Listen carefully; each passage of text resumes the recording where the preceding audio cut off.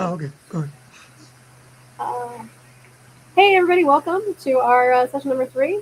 John McNicholas is here, and so excited for our session three when people became the breach.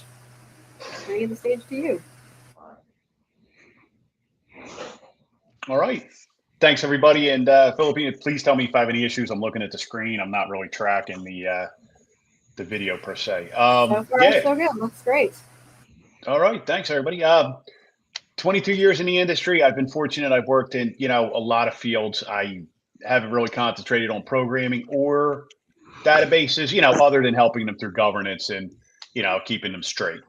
Yeah, but it's been a great career. Now I'm really working in governance, risk, and compliance, and just trying to sell why we need security and going through, just why we're doing what we're doing. And I'm not going to read these slides verbatim. Please, I want to make this interactive and tell me if there's any questions, if anybody has any thoughts. But we went over it, and it's been a great panel so far, great day. Agentic AI, it's AI is changing how we work, our lives, and especially IT. And it's making security more difficult. But I think we're up to the challenge. And weaponizing, it's just a lot of changes are coming. But AI, I see the evolution of social engineering and its effect on it has been amazing. I mentioned it in one of the earlier talks we had today.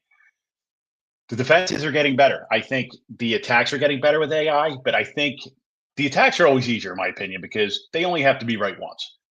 When you're a defender, when you're a blue team, when you're part of a security team in an organization, you have to be right every time, and it makes it difficult. But I think the AI tools are going to become better in a defensive way.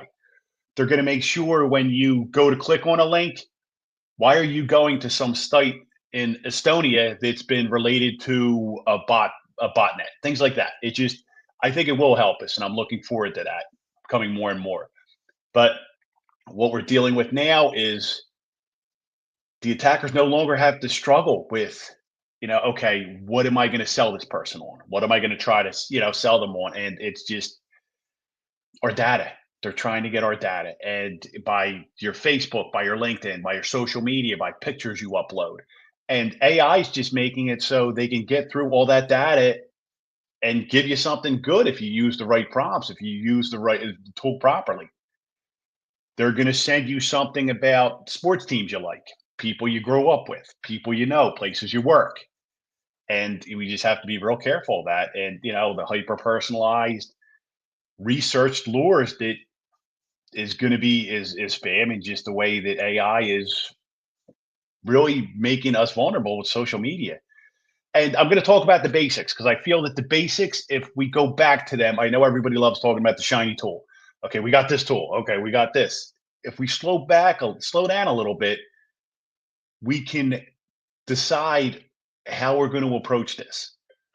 And if you take a breath, you're better off most of the time. So I'm going to just talk about some basics, and it's been great talking with everybody else, the other, security folks on the calls today, because you hear a lot of us repeat the same terms. Uh, and Sherry did a great job earlier talking about the identity is the perimeter. It truly is. The cloud, it's, we can log in from anywhere. Shouldn't be able to. If my organization doesn't just, let's pick one, Canada, for example. If I have a business that has no customers, no clients, no partners in Canada, why am I allowing people in Canada to connect to my cloud? Why are they connecting to my system? Why am I allowing my system to connect to IP addresses there? So identity really is a perimeter. And key points that we take from this: phishing resistant MFA. I've mentioned it earlier, but YubiKeys, I think hardware tokens are the way to go. You use this, I don't own any stock in this company. You use this tool, you put it into your computer, it does near field communication, USB-C. If you touch the button, scripts can't trick it. It can trick, tapping an approve button. But if you physically have to touch that, that's a great defense there. And identity orchestration, that's the way we have to go with this. Know your baseline. This will come into the examples. I'm going to talk about the social engineering and how they got into these, but it you have to know your baseline of your network. No, okay, all right, we have accounting, and know the business.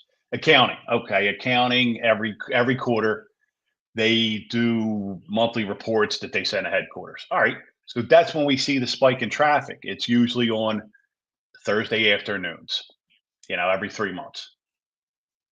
If we see that same traffic weekly, why is that? Let's talk to the business. Let's know. So know your baseline and, train employees to recognize if something's off, if this is how this is not normal, and you have to have good configuration management, change management there, proper approval. That's never a sexy term, and I've never seen many organizations do it well. But if the baseline's going to change, the baseline is going to change. When it does, make sure you have approvals. Third party risk, verify, verify, verify, and it's something I mentioned earlier. Security is a business decision. When I talk to the business, I try to use how much is this going to cost us if we don't do what we're supposed to do? Nobody wants to hear, okay, we need this, we need that. I'm not even talking about tools, just doing your due diligence. Don't run after the next thing. Make sure management knows what they're doing, why they're doing it. Policies. And you can always have a procedure. There'll be technical limitations in every system you have. And especially I've worked in the government, worked in financial sectors. There's legacy systems. It's unbelievable the legacy systems that are still out there, especially in the financial sectors. But continuous monitoring. When you work with these vendors, I always try to use the analogy. I remember, a few years ago, but being a kid, like, you have a party at your buddy's house. Third party risk is okay, I trust my friends. I don't trust my friends' friends. You don't trust, you have to verify. You have to look and have these contractual guardrails. Are you doing your due diligence? Because it's a link in a chain. And data sanitation and minimization for that matter. Data sanitation, we have all these tools, you have these web portals, you have this. Am I checking what information is put into that portal before I accept it and bring it back in? It's amazing. I talk to these vendors, talk to the clients, and every time I've ever done a web app pen test, it's always been something related to cross-site scripting or SQL injection, something like that. Take the time, slow down a little bit. Are we sanitizing, checking the data that we're allowing to be entered into the system?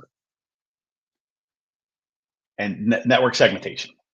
It's crucial for these AI attacks because when you do become a victim of the social engineering AI attack, okay, you split financial from the production floor. And we'll talk about that in some of the examples. And this, I think, is the most important one. Executives, you have to get the executives, your leaders of your organizations on board. If they're not on board, if your owner, your CEO, the CFO, if she doesn't care, why is the company going to care? Why are the workers going to care? Because the thing is with security, is we all know, it's usually never convenient. Availability is a huge part of security. I love single sign-on, and we've talked about it. The government IDs, the hardware tokens, love them. They're great. They're actually convenient. I'd love to hear from the rest of the panel after this if they feel like security doesn't bring much convenience. It usually not. It adds layers of work, but you need to show the executives. And I usually do it financially. I've had a lot of luck with doing that. Okay, we don't do this. We have a data breach. Every data record has been roughly estimated to cost about 5,000 a pop. Okay, so we lose 1,000,000 records. Let's do that math. But just build resilience. And this is my first case. And Bryce, you brought it up, so I'm not going to go too far into this. But that deep fake, the Hong Kong financial institution back in January 2024, it's an amazing one. And if you've never really went into that, I highly recommend looking into it. But these attackers scraped huge amounts of public data. They did their homework on the financial organization. And they used AI to train the models to perfectly mimic the chief financial officer's speech patterns. Then it all started with a spam email sent to one of the workers saying, like, we're going to set this off. And the transaction, it's $25.6 million. And we'll talk about best practices and what we said, but it just, like, take a step back. That's a lot of money. Let's look into, I want a manager approving this. I want someone else flying off on it. I want a lot more checks and balances. But when the employee hesitated, the attackers pivoted to a Zoom call. And usually the people doing the social engineering attacks, they know they're using psychology with their attacks. You're frustrated. Maybe it's during a company downsizing. We're seeing a lot of that in the news. If you call up one of these companies, hey, we needed to do this now. Okay. We're playing on the human psychology, and countermeasures with that, out of band verification. Maybe for something like that, we use a second app. We use something else to get the digital signature or verify somehow. And it's going to change depending on how many resources the organization has. It's a small business. Small business, maybe it's a signal message. I think that's a secure, second way to do that. And then we can talk about securing camera a little bit. You want to add integrity. You want to do integrity checks to this. And that's why I've mentioned it before, an email with a digital signature. Okay, I know that is because you're using public and private keys. And just take a step back when you're asked to move that much money. It shouldn't be done through email. But that's what the executive support, take a step back. So, okay, we've been trained. The CFO is not going to send me a message asking for this wire transfer of $25 million and tell me it needs to be done in 10 minutes. And then this one right here, we just, this is a supply chain here. The attackers went after, it was a realty company, it was a retail company. They went after some of the vendor, the third party. They didn't go directly at the retailer. They used LinkedIn and HR documents to build, pretext with real employee names. And they manipulated help desk protocols to reset passwords and register a new MFA device. So that's where, if you have a hardware token, you're not going to be able to do that. You want to add as much complexity as you can to it while not adding too much. It's a balancing act. And it's why I picture YubiKey there. I think they're great. They're phishing resistant MFA. They, I think they do a great job. And just verification over speed. Do it the right way. Is the just make sure you have a few checks and balances to that, and require manager approval for help desk agents to reset access. And if you can, I know it's not always possible, but how about you go do it in person? And we'll talk about out of band. Go to the office. I've worked at places I know it's not convenient. For me, it'd be a 3-hour drive. That's fine. For a high stake transfer, it, it should be needed. And Coinbase, this is one they recruited, support contractors via social media and bribe. This is your insider threat here. And they use stolen government IDs to trick customers into transferring crypto. And it's a shame. I've heard a lot of stories about some states are actually pushing against it. Some of these crypto terminals transfers, they some people who are getting duped and fraudulent transfers. And once you start a wire transfer, it's gone. I've heard from Secret Service agents, FBI agents, they can't get that money back. It's gone. So think about it. Take a breath. And this is where, like, privilege access management. Sherry talked about that. Did a great job with talking about why that's needed. Just in time provisioning. Just continuous vetting. I love the way it was. We do this quarterly. You do this yearly. Look at who has what rights and why do we allow them to have. Going back to the basics. Strong account management. And this one was so interesting. It's a Jaguar Land Rover ransomware case. This is where segmentation would have been key. You want to keep the production floor away from the HR office. You want to segment as much as possible. And it's a balancing act, but you want to segment as much as possible. So your operations on that network, you shouldn't be opening up email on it. You shouldn't be able to, all you're doing is strictly production. Operational technology, which I'm really starting to get into with my last position, there's a lot of technical limitations with it. But if you segment it, if you contain the blast radius, you'll be so much better off. And you prevent lateral movement. This is what the lapsus hunters, they used, voice phishing and stolen contract, stolen credentials to bypass the multi-factor authentication.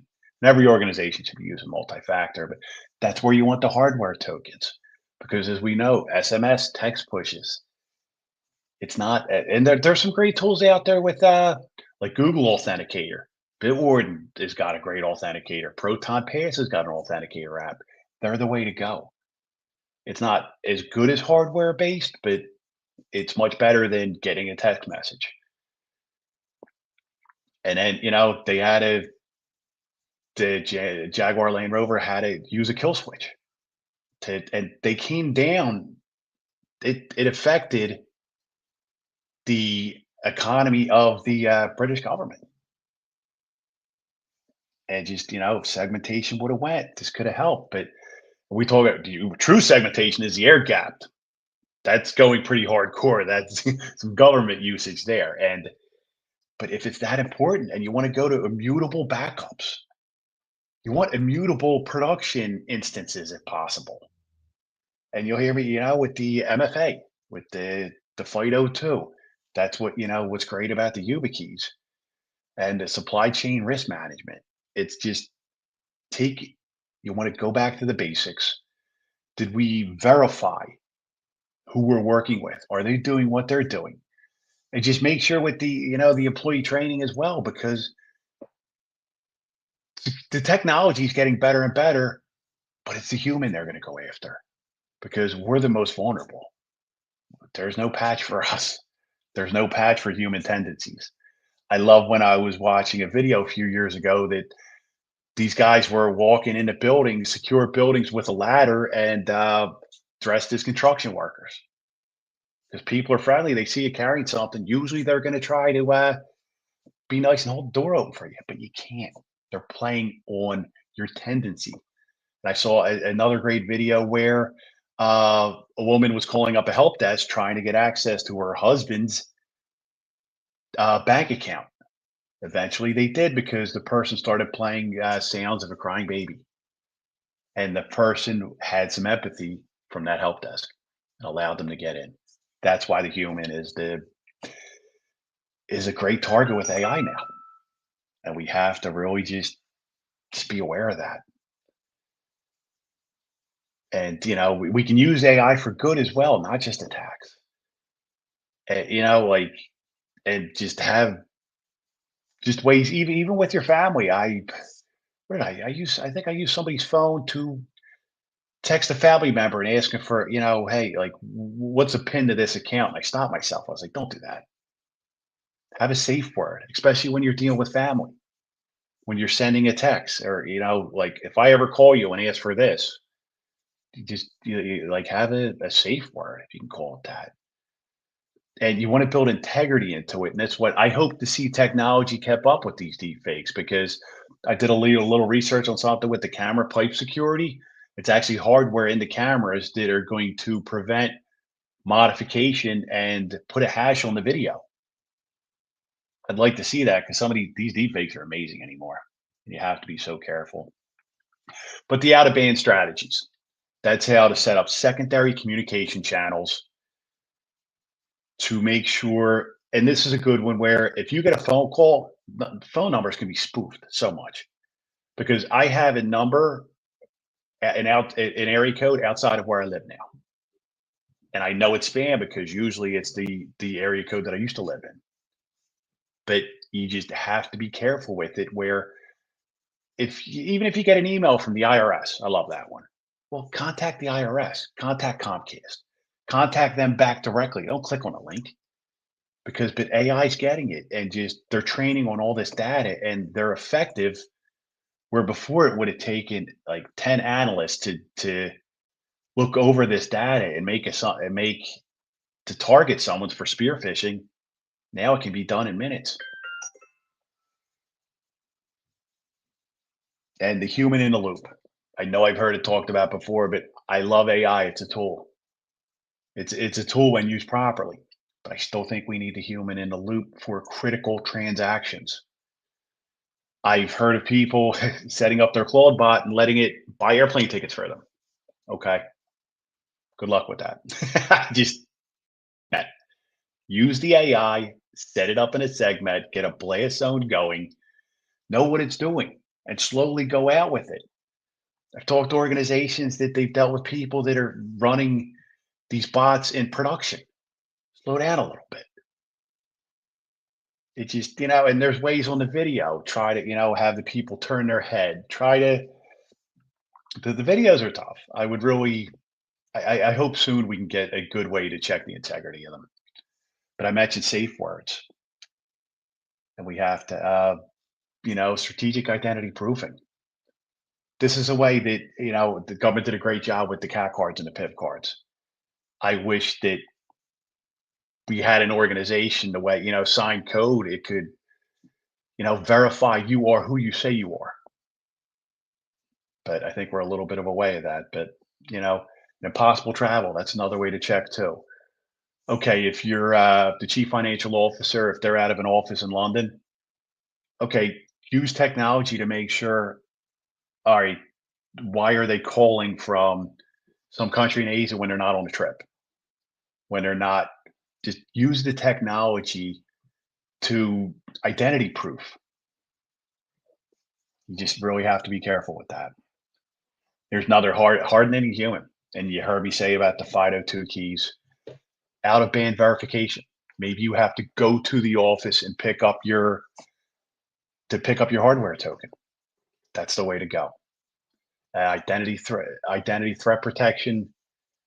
Just make sure as much as you can use the technology to your benefit. Okay, you are who you are. Let's build the integrity. And this is probably one of my favorite ones. Is just the cool off period. Take a step back. Train your help desk. Allow them to slow down a little bit. Oh, they're getting a call from the CFO. Okay, stop. The CFO just called me. I can't verify that they're calling me, that they are who they say they are. Have them come into the office. And I know they're not going to like that, but are they using their hardware token? Are they making sure that we can validate they are who they say they are? Without a doubt. And sometimes you're going to get the 100% no. But it's does the ends justify the means? I love this. You don't use a $10 lock to secure a $5 bike, but you have to do what you need to do to make sure that you're doing your due diligence and training, user training, having your team, having the whole company know that they're a part of this. And social engineering is just going to get more and more sharp. It's going to get more and more dangerous. And we have to be careful because we're the breach. And I heard a great term that the call is coming in from inside the house. And we have to be aware of how we're addressing that. Do you have a plan? Do you have training? Are we doing tabletop exercises on how to prevent this? Be skeptical. Take a deep breath. Know what you're doing before you do it and think of the ramifications.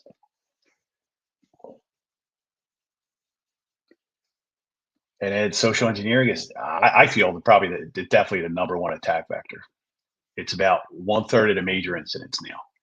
And with the supply chain attacks that we've seen, there is no traditional perimeter anymore. And some of the examples that I mentioned, and this isn't, I love the way it's not an IT issue. It's not. This is part of the business risk. And the business should make a decision to support their people, take a step back. There's a cooling off period.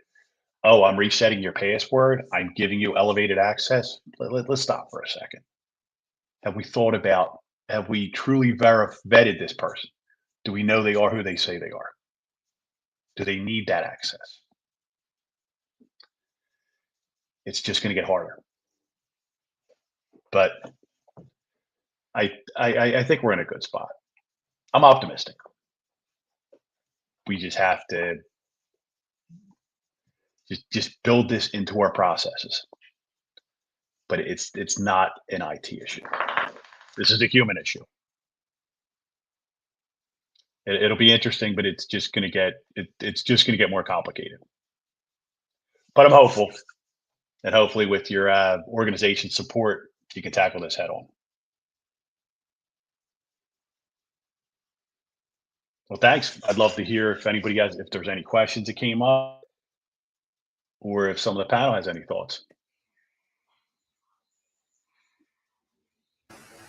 I loved it. A lot of things to say there, and I think that it reminds me the importance of obviously the training, the tabletop exercises. So knowing when this happens, what do we do? Which goes back to our very first session, which is who is responsible for what, and making sure Absolutely.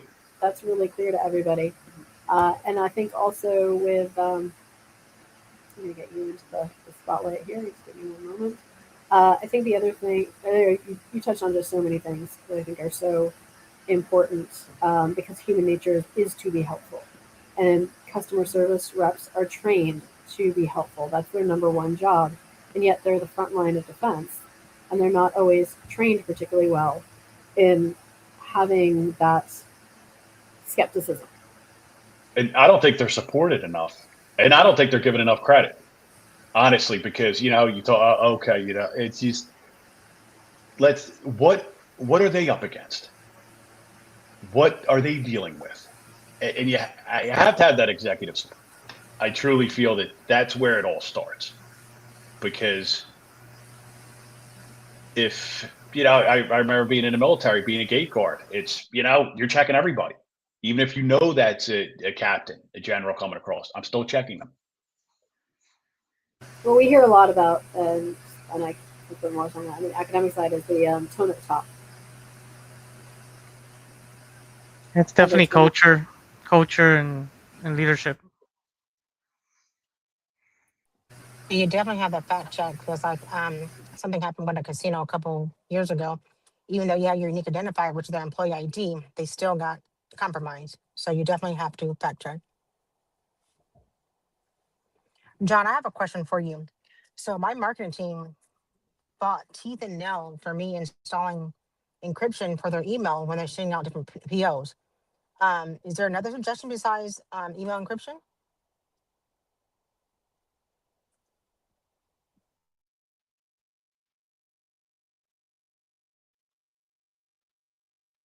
I have a Who's John? John. Yeah, John's frozen. Yeah, it looks like he's frozen. Remove him and add him back. Be back. I won't speak for John, Sherry, but I think the short answer is no. That's what I told him. I'm like, I don't know any other way. I did this. I didn't see anything.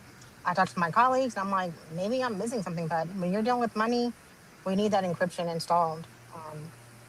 You're doing money and POs, and it's like large numbers. Yeah, and then you have PCI implication if there's card information and card holder data as well.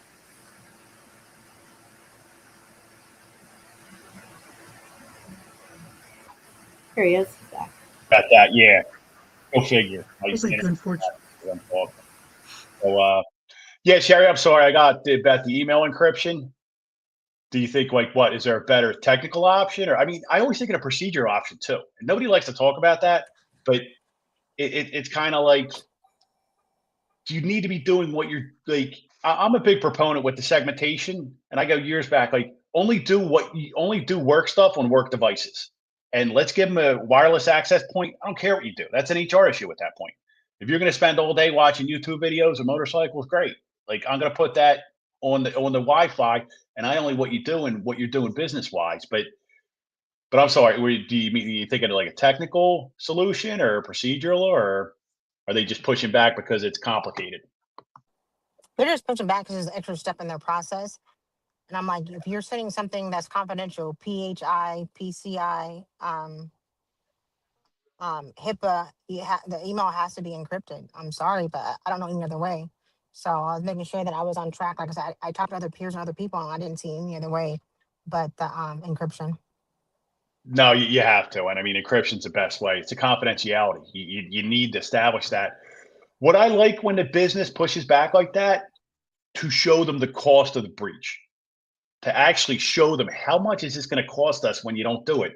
And unfortunately, there's so many examples anymore about people doing it wrong. So I would go to the executives and go, okay, if we don't do this, this is how much it's going to cost us, and just and I really hope we get something like GDPR, because that's if John froze for a second. And, I'll finish his and sentence see, for a and second. that's what happened is we had a breach. We had a breach, and that's why I installed the encryption. Yep. And it's amazing that you get pushback after a breach, right? You would think like, okay, let's prevent this in the future. So it's tough, but I think the money shows them, and that's I know we've all mentioned governance today, but when not doing what you're supposed to do is more expensive than doing what you're supposed to do, people start to move with it. Like if the fines just start to get okay, if it costs us $30,000 to encrypt a network, but if we lose the data, it's going to cost us 100,000. Let's encrypt. Yeah, quantifiable risk assessment. Yep. Yep. Show them the money. Not just that, but I would love to see like a reputation kind of thing, right? Because a Yep. lot of these companies, they don't care. You know, when CrowdStrike, when that when that happened, they were like, yeah, whatever. I You think know, they when got off easy. Cloudflare went I down, really do. yes, they and that's why, right? But if we were to have some sort of like reputation kind of rating, you know, I think a lot of companies would care. They would care more about their reputation than they would about the fines, because these are, you know, multi-billion-dollar companies that they don't really care about the money, you know. But if you were to go to them and say, hey, between these three companies, your reputation rating is a 78 and theirs is a 84 or 88, they'll care then. Yeah. You know, those Oh, like we absolutely. care about that stuff more. Yeah, there's some tools out there, Frank, like security scorecard BitSite that have a little bit of a reputation score in there. But you're right, it doesn't really have that much of the weight that we would want to see to Yes. make any sort of impact, like the hammer Yeah. come down. Yeah. Yeah. Yeah. Yeah. And that's where you would want, capitalism in its best way to just consumers need to talk with their wallets. Like Frank, what you said, like I wouldn't. Do you remember LastPass? I don't even know if it's still around. But once your password manager has a breach, that's not a good thing. And I'm still like CrowdStrike. I mean, automatic updates. I don't do automatic updates because of stuff like that. And I think Right. it's Yeah. amazing that a company that big did that. And people, oh, it happens. It happens to a mom and pop shop. Okay, it happens to a small. Come Yes. on, really? Honestly, what So got me was that he was at McAfee when Hmm. it happened there. This wasn't his first time. You know Yeah. what I mean? And like, and again, I'll give Cloudflare. Cloudflare did a really, really good job of coming out and saying what happened. I agree. You know, Yep. and I love that. But what's missing is the next part, right? You know, like they need they, whoever, they need to be held accountable for the next steps. Because Cloudflare, like I said, they said this is exactly what happened, and we're going to take care of it. Cool. Yep. And then 3 months later, we never hear. So how did you take care of it? I know. I want lessons You know, and learned. I would love to. Yeah, I would love to have kind of like this open. Maybe for them, it's a requirement, and then for us, like it's up to us to hold them accountable, right? Yeah. Like, no, I want to see what your They, processes look like now. they'll tell You you, know? Frank, but you need an NDA.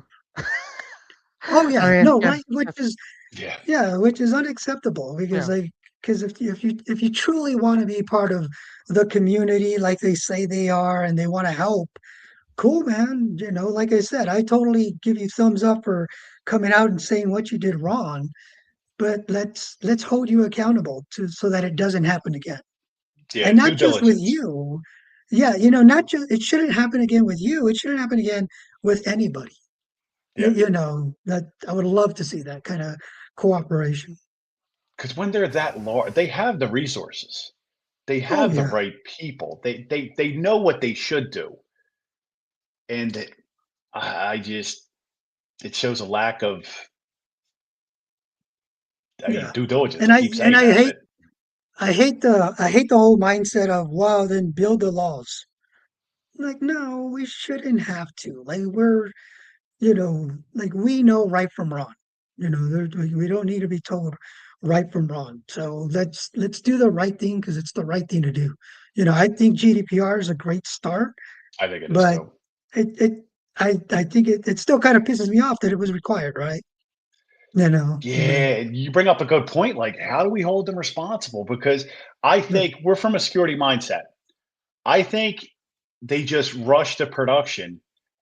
And I mean, I think some of these larger software companies should be held somewhat responsible if they push something out, they knew it was junk, you start using it, it's a tough balancing act. You bring up a great point. What's the best way to handle it? wow, right? Like, Yeah, we don't want more because to me, regulation. I don't. Yeah, I don't either. I don't either. And I don't. To me, how do we make the shift where instead of asking the question, is this is this piece of software good or not? I would want the question to be reframed in the sense of, is this piece of software exactly what we hoped it would be? Yeah, You know what I mean? And like if we kind of, to me, that kind of mindset is like I don't know. I don't know if it's just because it's a military thing where I have this saying where it comes from the Navy SEAL creed where it's like anything worth doing is worth overdoing. Moderation is for cowards. And yeah. I hold that to me so close, and it would be amazing. And I think we could do it. And that's one of my wishes for the NIST, for the NICE community, is to start holding us to that level. You know what I mean? Like, okay, how are we going to make those transformational changes to our society? Because when I listen to you guys, I'm like, man, we got the talent. Yeah. We got the talent. Let's freaking let's come together and make this happen. Yeah, what you bring about the software, and that's the hope for the open source. I mean, it's interesting. You've heard some of these European countries moving away from Microsoft. Some of them are going just straight Linux, and it'll be interesting to see how that goes. But I do think some of society is just sick of the status quo because I feel if you're a large company, large software company, you, you it makes me laugh when you have a hardening guide. Why do I need a hardening guide? Just build it into it. Why is there a hardening guide for a device in 2026? I get it 20 years ago. I get it. Security was an afterthought. But today, I just, you get something and you're patching it a month later. Yeah. Did they And really do like, what they were and supposed to? I'll see if I'll show it to you, but like part of our demo is we tell people is like, hey, if you were to go out to Best Buy, buy a computer, bring it home, let it get updated automatically. In the military, this, like there's two types of assessments, right? There's the patching assessment to make sure you're getting updates, and then there's the hardening assessment to make sure you're Yeah. configured in a hardening way. And coming out of the box, I can tell you a DoD system is at about a 95%, right? Yeah. Like we harden the hell out of Old them. disk and the But if you were to stings. go, Yeah. yeah, but if you were to go and take with this system right out of the box, they're coming in at about a 35%. Yeah. And nobody should be okay with that. You know what I Yep. mean? Like nobody should be okay with that. But they just don't know, and that's something we hope to change. Yeah, no, absolutely. And I like what you said about the Miss Nice community. It's such a great place, and it's a way we can just make things better and just help the next set of cybersecurity professionals. I mean, Sure. we're working on to help with small businesses, and we're also working to like help veterans get in the field, things like that. Because you're right, it's up to us because the industry is not going to change. the industry will follow the money. It's got to be us that kind of gets involved in there and does what we're supposed to do, while helping each It's other. gonna be And you, Felipa. yeah. It's gonna be you. You're gonna organize the shit out of us because the rest of us are button smashers, man. So Well, this you're gonna is have to why I also organize feel us. like this information should not be gated. Like that's why it's so That's a important to great me that point. we're one, and as we've evolved sort of the concept of what we were putting here, because I think when we kind of introduced these stages last year, it was like, hey, let's inspire a younger generation and students and starters. But I actually was like, let's take it to a different level and let's actually do peer conversations. Everybody's welcome, but let's get the brain trust together and have conversations that I'm sure you guys don't even get to have that often in your normal life. Like, I don't remember the last time we were all on a conference call. I mean, we go to the NIST meetings, or the nice NIST meetings, but it's not the same as actually looking at problems from different point of view and each of us kind of having, something to say about that. So I think it's amazing that we were able to sort of put our brain trust together and yes, to continue the conversation, to solve problems and to bring more people into the conversation, to say these are the issues that we see, and let's get on with the you can't fix what you can't measure, you can't fix Yep. what you can't identify. So at least if we're having conversations, and we're not, again, I don't gate anything, I just want it, to me, I wanted to make sure that everything is very accessible, and so that it is anywhere on the range from starters to leaders, can be part of our conversations. Yeah, I And love this then, forum you set up. yeah, no, this is cool because to me, the other thing we need to focus on is the messaging. Like again, we're technical people, so we love the binary of it all, right? We love to get into it, but the reality is that we're dealing with people who aren't us. So how can we get that message out there so that they can understand it and want to be part of it? I truly believe people want their data to be secure, Yeah, but the way we're going about it, right? Like, well, you didn't have this one update, and like we tell the Cloudflare like, oh, there was a memory issue, and it's like, no, that's not the story we need to yeah, tell. We need to tell the right story for them so that it's effective to them. And yeah, it's hard. It's hard. yeah. So we don't hit them with all the acronyms, or you have to talk Yes. you have to talk the same language, because a lot of times Yeah. you got to know your audience. Which Yes. goes back Yeah. to what Sherry was saying. I think when you're talking to marketing people, the money, like, they don't really care as long as they know they'll kind of keep their job. Where some of those financial conversations, I think, are more sort of C-suite conversations, but marketers do care about reputation. Like, that's Yeah, what they do all day long. So if a breach can really hit them really hard on all that good work that you've done to establish trust with the community, or the client base, because what is marketing? Marketing is getting people to care, and it's selling a Yes. promise of. And so if it's going to be a compromise to that promise, and then it just is going to make the marketer's job that much harder, to reestablish that trust. So I don't know, that's a question for sharing, but just kind of, because I come from a marketing background, in marketing speak, it's, reputation is everything. So, and I don't think it's a question for Sherry. I think we make that Sherry's problem. Be like, you solve this, Sherry. Sucks to be you. That's just me. I'm just going to applaud Sherry. Sherry did the right thing, even though it's difficult, even though there's pushback, even though they don't get it. And and I think that is the education. And like I said, when I go through the world, sometimes I just like to talk to people anywhere and just remind them, if they have a code on their phone, they're doing cybersecurity, and then, oh, there's so much more. But I like that. I like that example. But usually, when you start saying compliance, risk, legal, you definitely get their attention. yeah, that That's a too. cool segue for the next section. That's great. All right, Frank, we're all about it. We are so excited to see you in the next session.